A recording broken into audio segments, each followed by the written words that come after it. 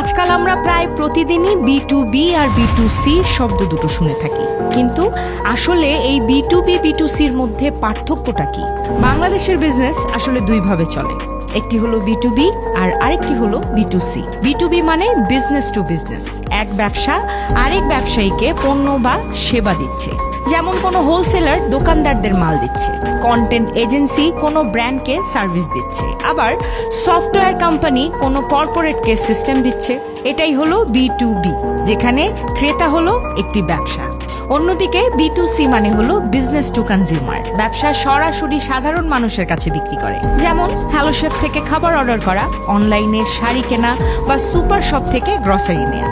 আর এই মডেলে আপনি আর আমরাই হলাম কনজিউমার বা কাস্টমার।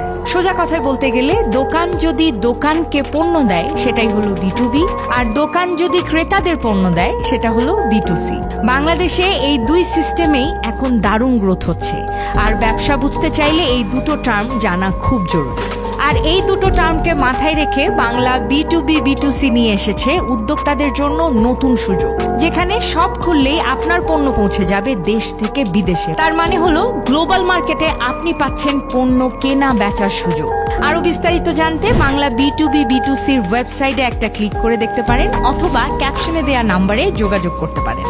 এখন থেকে আপনার বিজনেসকে নিয়ে যেতে পারেন গ্লোবাল মার্কেটে, আর সেখানেই হেল্প করছে বাংলা B2B B2C।